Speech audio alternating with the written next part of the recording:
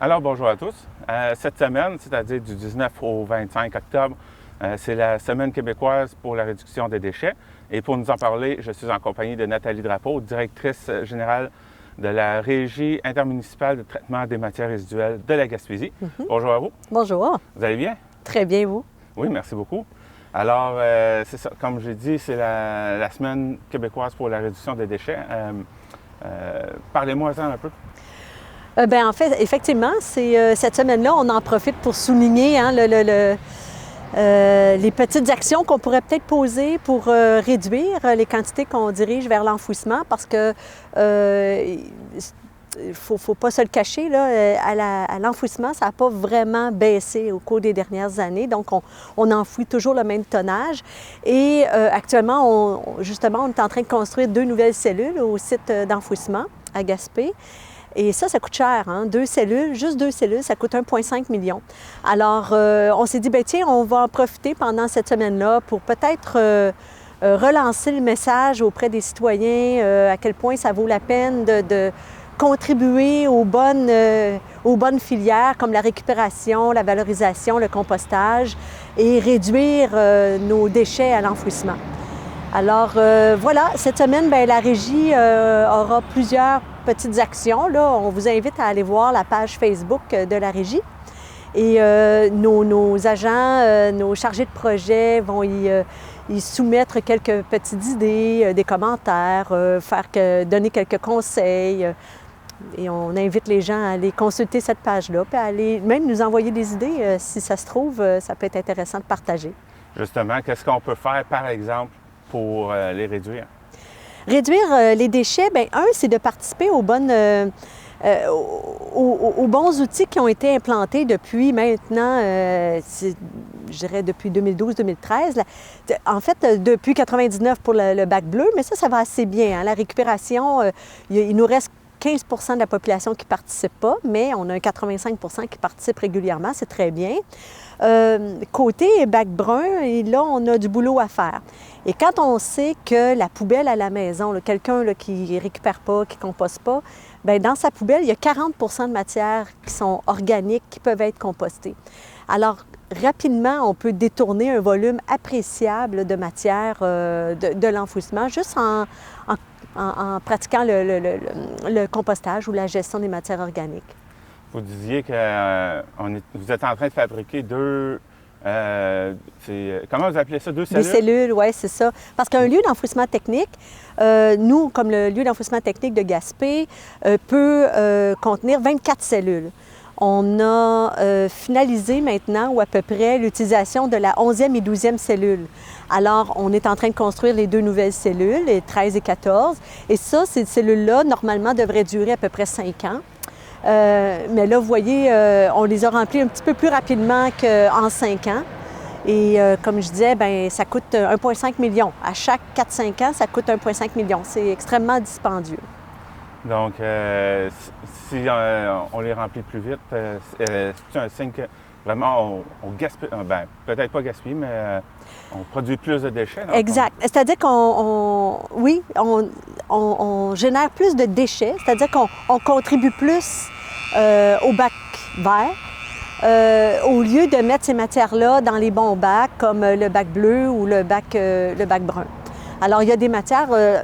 on avait fait une caractérisation au lieu d'enfouissement technique. On retrouve encore beaucoup de matières organiques, mais on retrouve aussi de la matière recyclable, des bouteilles, beaucoup de plastique. Ça, on en retrouve beaucoup encore au niveau des déchets, ce qui devrait plus se retrouver là. Parce qu'on a quand même des bons outils sur le territoire et on a un centre de tri, on a une équipe, mais vraiment dévouée, hein, faut se le dire, là, pour ceux qui sont déjà venus visiter le centre de tri. Alors, c'est important de mettre les bonnes matières dans les bons bacs et de détourner un maximum là, du bac à déchets. Qu'est-ce qu'on retrouve le plus, justement, au bac vert qui devrait normalement venir ici? Vous parliez du verre, des bouteilles de verre? Des bouteilles de plastique, beaucoup. Du verre, pas tant. On trouve que, honnêtement, quand on avait fait la caractérisation, on avait constaté que les gens mettaient beaucoup leur verre dans le bac bleu, ce qui est parfait. parce que nous, on le transforme et il est complètement réutilisé sur le territoire. Mais on retrouve beaucoup à l'enfouissement de matières organiques, de la nourriture, des cartons, des papiers. Et ça, ces matières-là, ça devrait, pour les cartons et papiers, ça devrait se retrouver au bac bleu s'ils ne sont pas contaminés. Mais s'ils sont contaminés, on peut les mettre au bac brun. Alors ça, c'est la beauté de la chose pour ces matières-là. Ils ont il y a deux possibilités au lieu de les mettre au bac à déchets. Donc, ça vaut la peine économiquement. Si vous n'avez pas de bac, bien, ça vaut la peine de s'acheter des bacs, d'utiliser les bonnes filières parce que la facture à l'enfouissement pourrait augmenter de façon importante si on ne modifie pas nos façons de faire. Et 1,5 million pour une région comme la nôtre, ça fait beaucoup. Ça paraît vite sur le budget, certainement, oui. Donc, ça fait combien de temps que cette semaine-là existe? Mais nous, la régie, là, je vous dirais, ça fait pas si longtemps que ça qu'on la souligne. Je pense que ça fait 4-5 ans qu'on essaie d'en parler. L'an dernier, on avait fait des portes ouvertes pendant cette semaine-là. Mais bon, cette année, avec la pandémie, on s'est gardé une petite gêne. Donc, on s'est dit, très bien, ce qu'on va faire, c'est des petites capsules que justement, Laurent et Laurie, qui sont nos deux chargés de projet, ils tournent sur nos différents sites et ils publient sur la page Facebook à tous les soirs, autour de 18 h, je pense. Des petits trucs, là, rien de très... c'est pas professionnel comme vous, là, mais c'est sans façon, mais c'est juste pour lancer des petits messages. OK. Donc là, on a fait le tour pour cette semaine-là? Oui. OK. Maintenant, on est en plein automne, les arbres perdent leurs feuilles, donc ça fait beaucoup de feuilles qui vont être ramassées. Vous vouliez parler de la collecte des feuilles. Oui, bien, juste rappeler que sur le territoire, on offre quand même une collecte de feuilles. Les gens appellent ici au bureau, ils mettent leur nom sur la liste de collecte et tout de suite après l'Halloween, eh bien là, on a un camion, une équipe qui va faire le tour et qui va aller ramasser donc les sacs de feuilles là, que les citoyens auront déposés là, pas très loin de la maison. Il faut être patient. Ça ne veut pas dire que quand tu appelles, là, qu'on y va tout de suite. Là. Des fois, ça peut prendre quelques semaines pour compléter la tournée. Mais ça évite de mettre ces feuilles-là aux déchets ou des fois, ça prend trop de temps pour les passer à travers le bac brun. Là. Donc, fait que les gens peuvent nous appeler, puis on va aller chercher les sacs. On peut aussi laisser les feuilles sur le terrain et pratiquer ce qu'on appelle le feuillicyclage. Mais c'est pas tout le monde qui aime ça, donc laisser les feuilles. Alors, on offre un plan B si le feuillicyclage n'est pas une option retenue. C'est-tu parce que les feuilles qu'on laisse par terre vont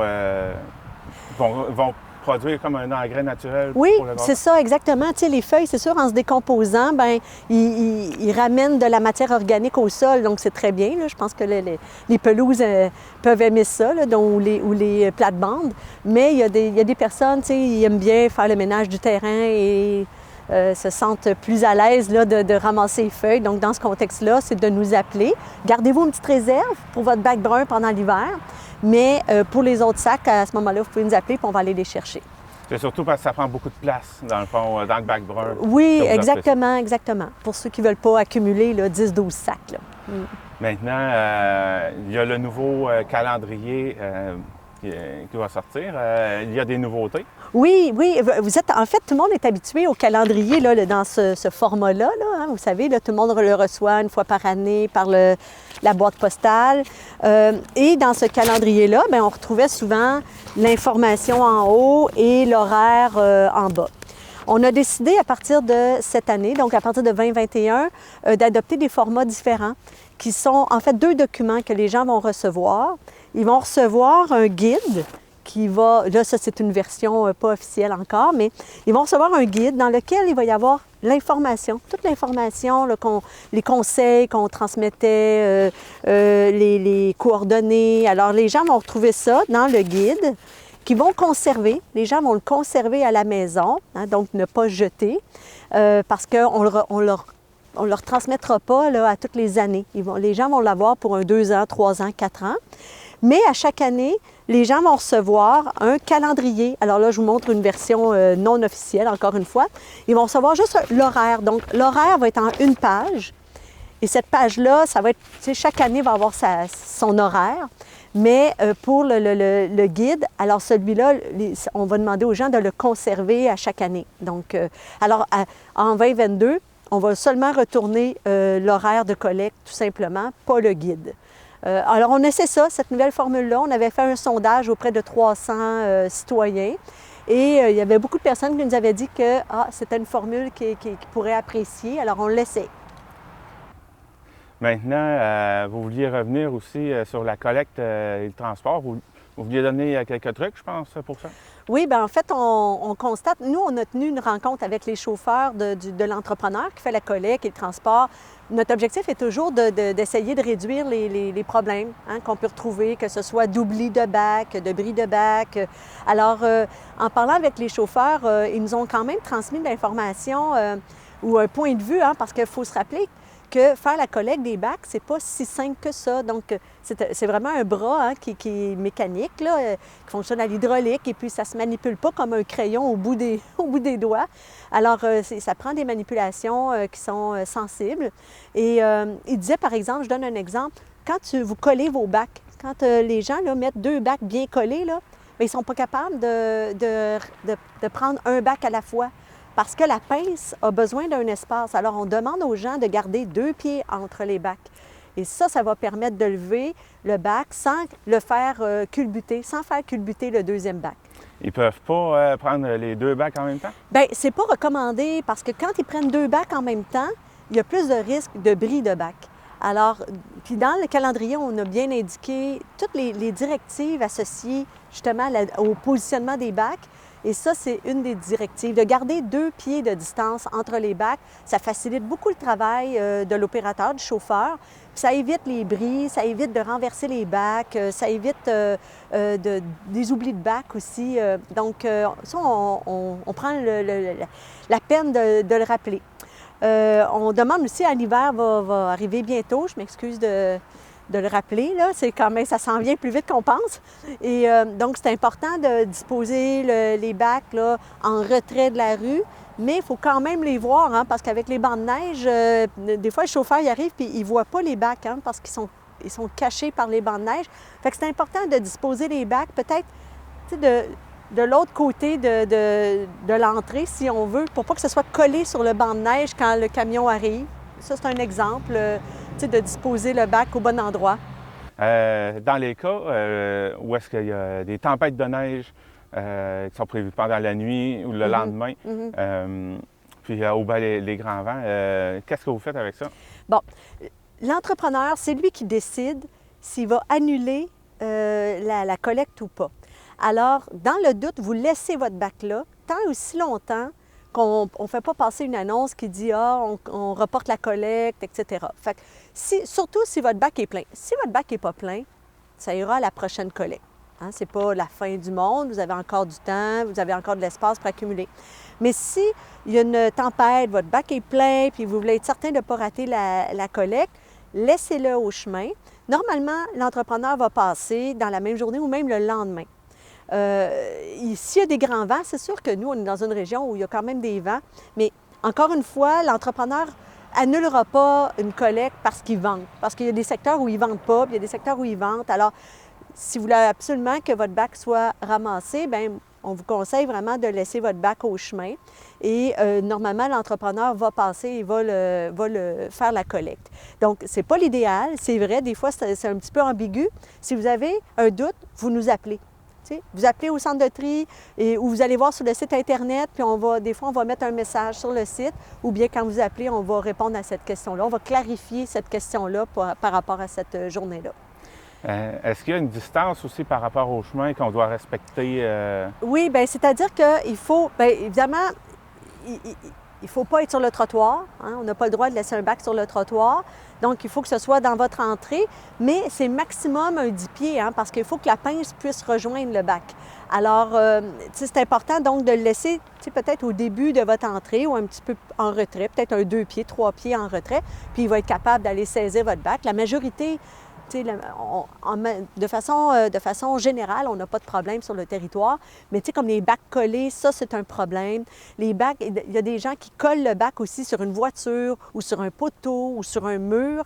Alors, ça se peut que les gens arrivent et disent, bien là, mon bac n'a pas été vidé, puis là, il n'est pas passé, mais c'est parce qu'il n'a pas pu le lever.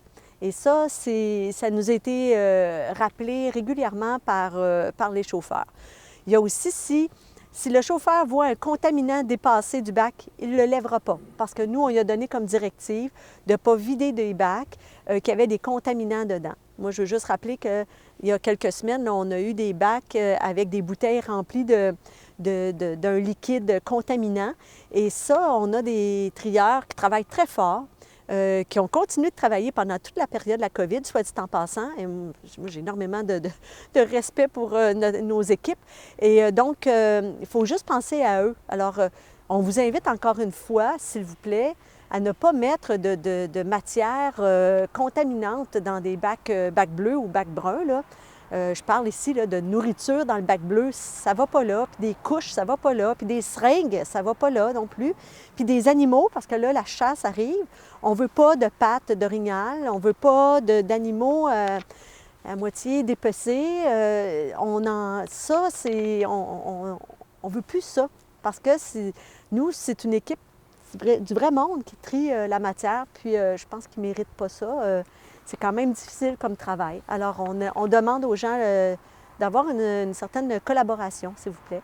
Ça, est-ce que ça peut aller dans le bac brun? Bon, tout ce qui est carcasse de chasse, là, les écocentres sur le territoire, il y a un conteneur qui peut accepter les résidus de chasse. Alors, on invite les gens à apporter leurs résidus de chasse à cet endroit-là parce que dans le bac brun, on ne veut pas se retrouver avec les peaux, ni avec les grandes pattes, ni avec les panaches, ni avec la tête, parce que ça, on n'est pas capable de le gérer. Là. De toute façon, ce n'est même pas autorisé par le ministère, là, au niveau du site. Alors, on demande aux gens à ce moment-là, mais rendez-vous à l'écocentre. Il n'y a pas de frais associés à ça, mais ça vous fait un point de dépôt là, pour apporter ces matières-là.